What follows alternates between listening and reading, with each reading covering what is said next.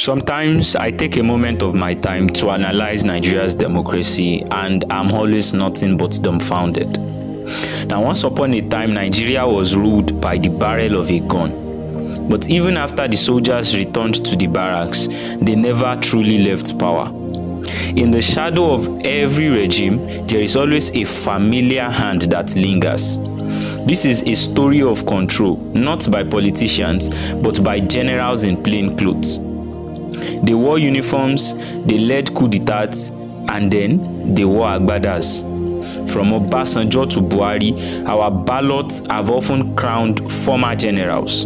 But is this coincidence or a carefully choreographed handover of influence? These are not just ex-presidents, they are the architects of a system where power only rotates among the initiated. The first generation of Nigerian power came through coup d'etats. Between 1966 and 1999, Nigeria saw more khaki than agbada in its corridors of power. But when democracy came, these men did not vanish. They simply rebranded.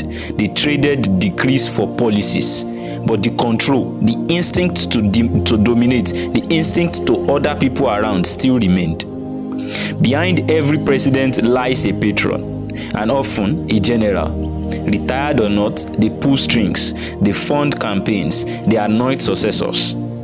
Politics for them is just another form of command, one where others come in silence. The uniform may be gone, but the hierarchy still remains. Olusegun Obasanjo, a man who handed over power to Shehu Shagari, reclaimed it by force, then returned as a democratic messiah. Under his civilian rule, we had so many corruption scandals, third-term agendas. His grip stretched from Aso Rock to Ota Farm.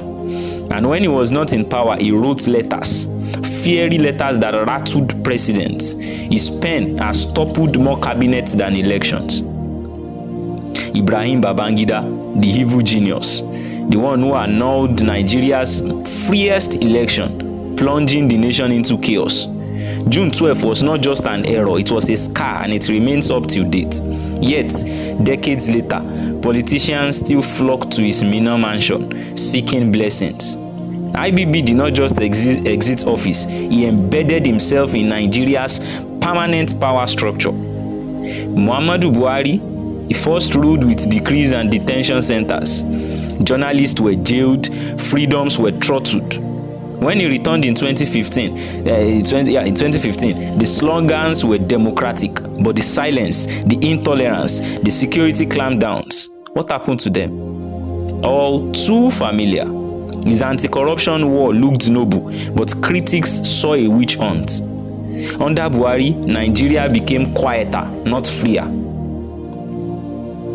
It's not just politics. Retired generals dominate the oil sector, dominate security, dominate power sectors. From Shell to the NNPC, from private armies to national strategies, these men sit at the helm of affairs of the country.